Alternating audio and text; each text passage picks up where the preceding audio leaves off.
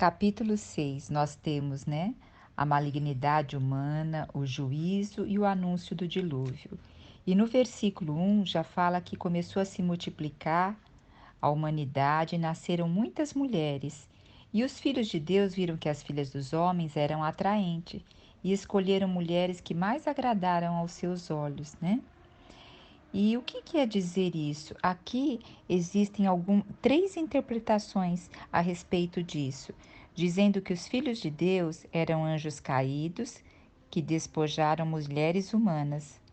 É uma visão baseada na interpretação dessa expressão ligada às outras passagens também que tem no Antigo Testamento, que tem lá em Jó e também no Novo Testamento em Judas.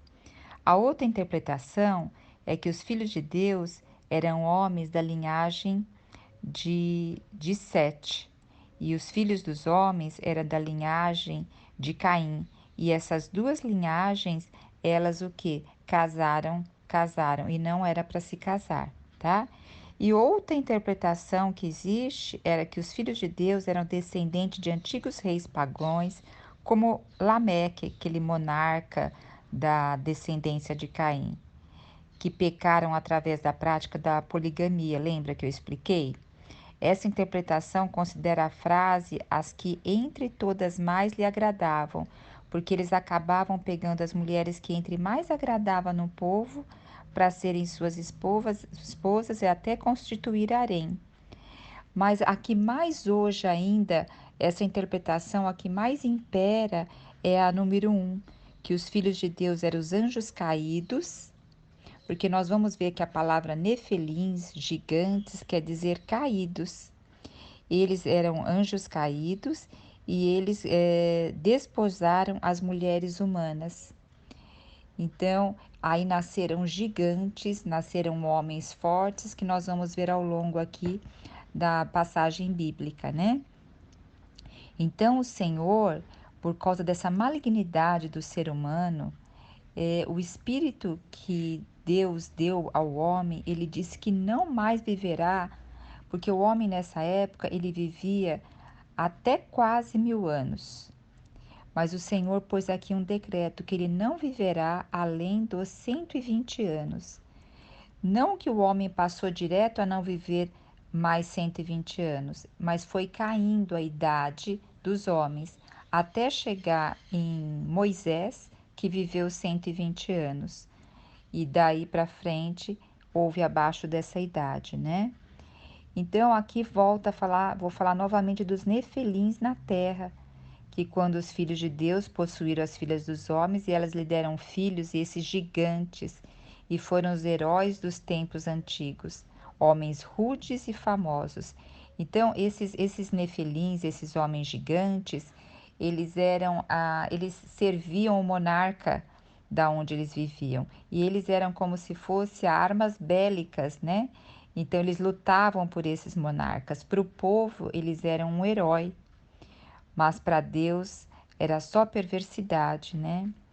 E o Senhor observou essa perversidade do ser humano que havia crescido muito sobre toda a terra. E ele viu a motivação das ideias que provinha das entranhas do ser humano. O Senhor, sabe, gente, ele olha não somente as nossas atitudes, ele olha as motivações que tem no nosso coração, para onde nosso coração se inclina. E ele percebeu que somente se inclinava à prática do mal. Então o Senhor entristeceu-se muito por causa de ter criado o ser humano. Outras versões dizem que o Senhor se arrependeu. Lá na origem da palavra diz que o Senhor se entristeceu muito por haver criado os seres humanos sobre a terra. E esse sentimento feriu profundamente o coração de Deus.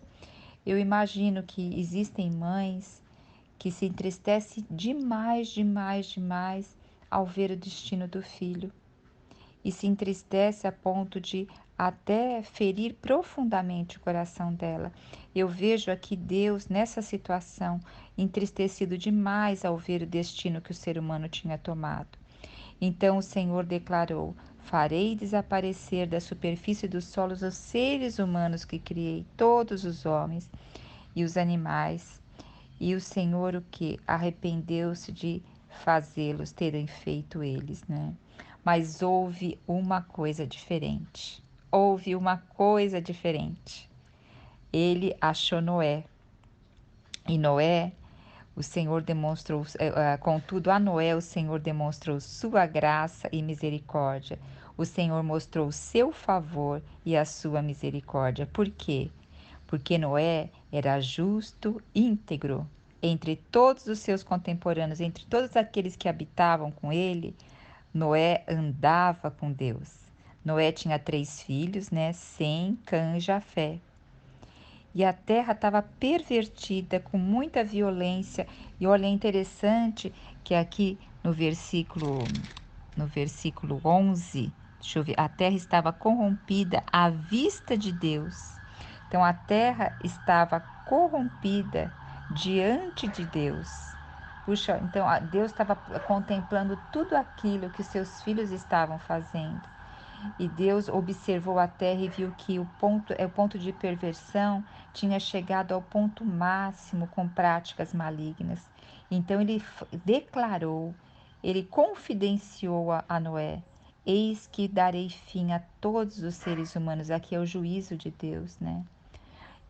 Porque a terra se encheu de violência, eu vou destruir juntamente com a terra toda, a terra e os homens. Aí ele fez uma orientação a Noé, para Noé fazer uma arca. E ele deu a orientação de como fazer a arca. Essa mesma palavra aqui de arca é a mesma palavra, é uma palavra em hebraico chamada tebash, que significa caixa ou baú. Ela é usada só mais uma vez na Bíblia.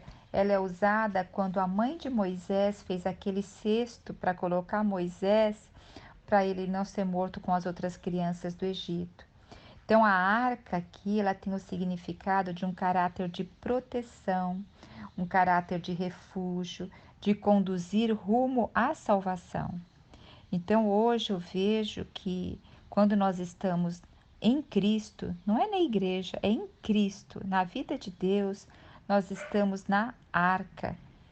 E quando nós estamos reunidas aqui, lendo Gênesis junto, vocês lendo aí, pondo o versículo de vocês, eu lendo aqui, explicando um pouquinho, nós estamos nesse caráter de proteção, nesse refúgio, sendo conduzidos à salvação e tendo esse coração com uma motivação correta, porque o Senhor olha para a motivação do nosso coração.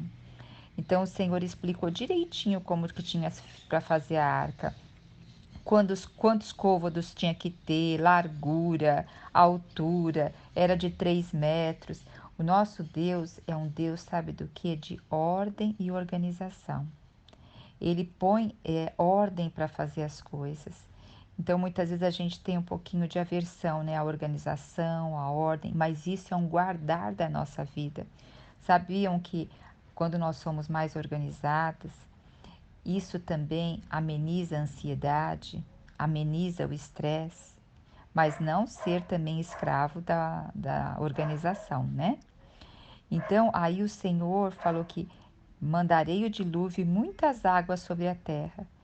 E ele explicou que que ele ia estabelecer uma aliança com o homem, que era com a Noé, sua esposa, seus filhos e as mulheres dos seus filhos. Mas que também antes ia construir a arca, Noé ia pegar todos os animais de par, em casal, macho e fêmea, e colocar dentro da arca. E o último versículo gostaria de salientar uma coisa. Diz assim: Noé assim fez, tudo em conformidade com o que Deus lhe ordenara, ele concluir a obra.